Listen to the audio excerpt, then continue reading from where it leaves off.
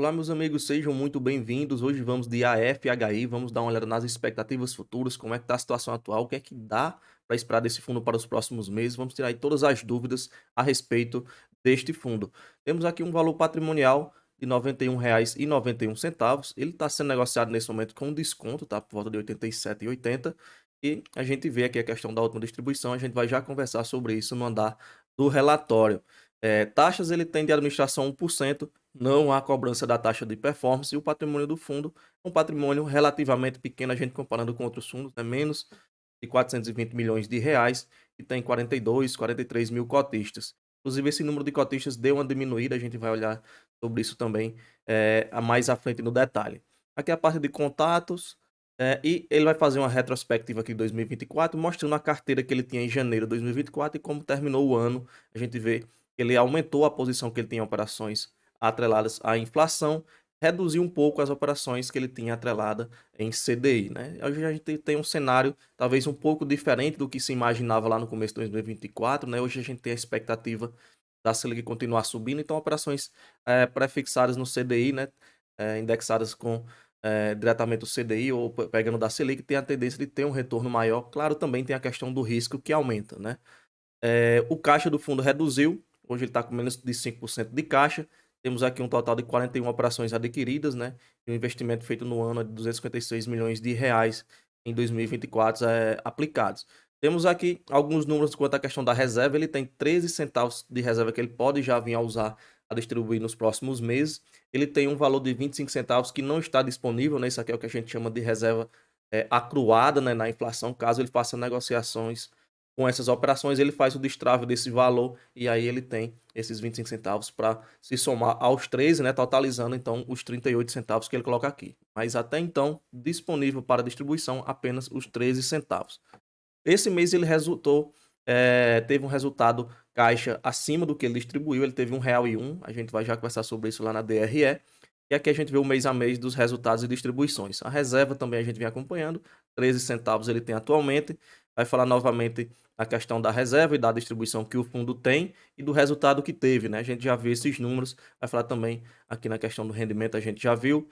Vai falar da desvalorização no valor patrimonial que o fundo sofreu, uma desvalorização bem forte, né? R$ 2,42 o fundo caiu de valor patrimonial de novembro para dezembro. Ele vai citar que isso foi devido à abertura na curva de juros futuros, né? Naturalmente, quando a gente tem uma abertura na curva de juros futuros, vemos aí muitos fundos imobiliários tendo seus valores patrimoniais reduzidos, né? Devido à remarcação de mercado, você tem ali um valor mais desvalorizado para aquelas operações, né? Então, automaticamente, o valor daquele fundo, né, tende a ser reduzido nesse cenário. Também vai citar que devido à questão de reclassificação contábil dos rendimentos a distribuir, a gente vai falar sobre esses rendimentos mais à frente, lá na DRE, que a gente vê então o valor patrimonial, né, de abril de 2024 para cá, a gente vê o impacto maior nesse fechamento, novembro para dezembro. Temos aqui as projeções, ele vai falar a respeito da reforma tributária, quanto à questão do veto, né, sobre a isenção dos fundos imobiliários. Inclusive, muita gente está na expectativa de ter uma resolução sobre isso essa semana, né? Muita gente já vê essa semana aqui como o último, ou derruba ou não derruba o veto. Ele vai falar que o Congresso, né, precisa avaliar e ainda tem toda a questão, né, de pode ser derrubado pelo pessoal do Congresso.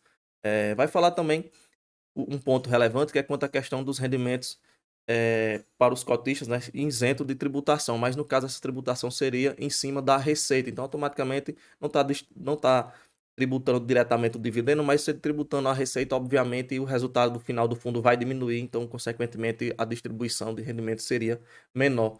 Ele vai citar que caso seja promulgada, né, que o veto não seja derrubado, ela passará a valer em 2026, entre 2026 e 2027, né, de forma gradual, ou seja, seria aos poucos ali até a partir de 2033 está de forma definitiva, ok? Então, vamos aí aguardando, né? Quem sabe até o final da semana a gente tem um posicionamento sobre isso, mas aqui a gente já tem alguns números a mais, né? Como essa questão dos prazos e dessa forma gradual de cobrança. Vai falar sobre a inflação, né? Os últimos indexadores. O de janeiro saiu agora, né? Foi 0,16. A gente pegar aqui na Ambima, as projeções eram de 0,4 e 0,16. Então fechou de 0,16, né? Você já deve ter visto hoje nos jornais, e a expectativa é uma inflação bem baixa, né, até esperado isso devido à questão da energia, né, as contas deram uma diminuída, deu uma enxugada, então tem a tendência de dar uma baixada, já que a energia empurra muita coisa de preço, né, energia e combustível são os principais. E por falar em combustível, a expectativa para o próximo, para a próxima inflação é de valores bem altos, né, entre 1,38 e 41, ou seja, são valores, eh, muito altos, né, se inclusive a gente pegar o histórico aí, seria uma das maiores inflações, desde ali o período de pandemia.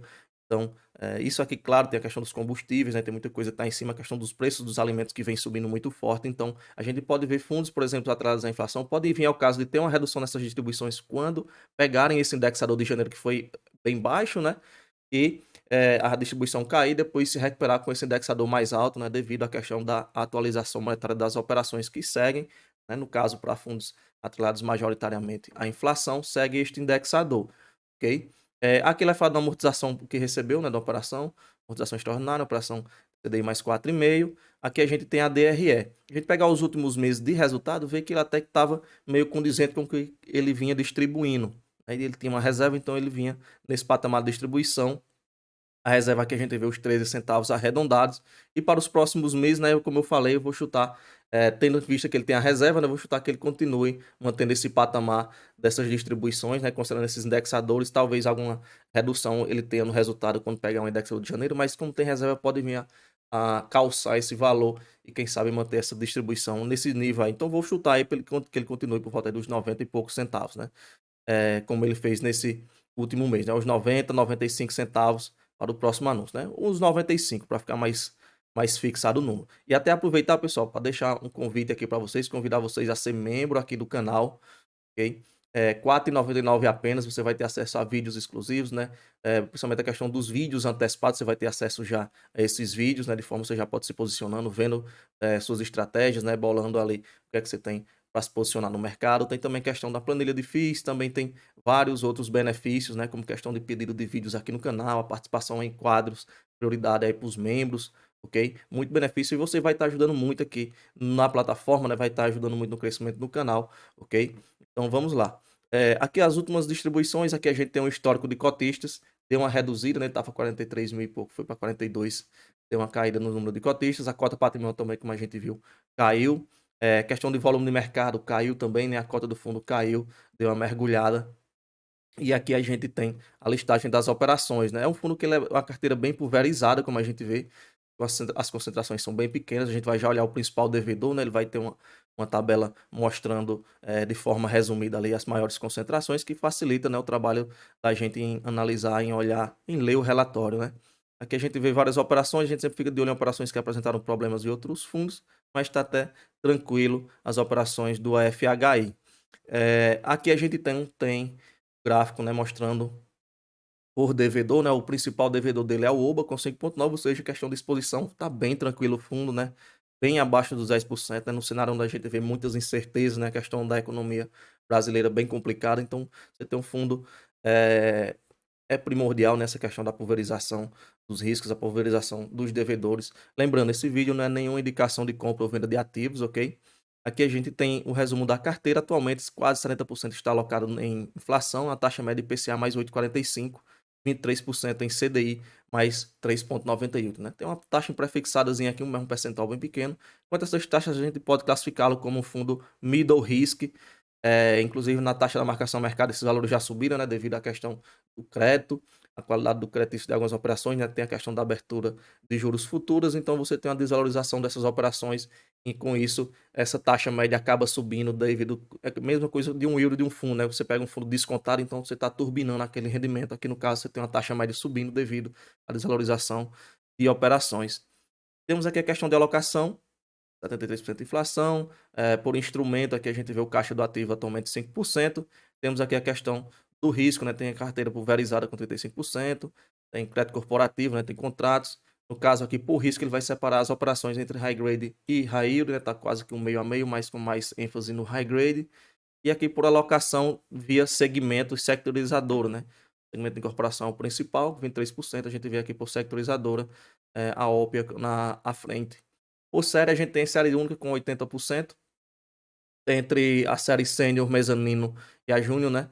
A sênior seria a mais segura, né? Ele tem um percentual de 15,54%. A única não quer dizer necessariamente que seja mais segura, mas é tido como crédito corporativo, né? Tido aliás, como uma segurança meio que comparado com a sênior, ok? Por ser um crédito corporativo, mas necessariamente não quer dizer que ela seja mais segura, até porque ela não tem subcategorias.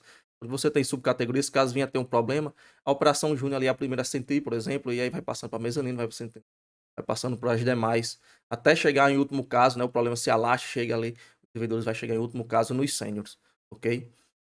Aqui a gente já finaliza o relatório, né, eu peço a vocês aí novamente deixar, se inscrever no canal, né, participar dos membros, né, inscrever aí, deixa o convite para ser membro aqui do canal, apenas R$ 4,99 você vai estar ajudando e muito no crescimento do canal, beleza? E vai ter acesso aí a conteúdos de forma antecipada, né, conteúdos exclusivos que vão saindo dos membros.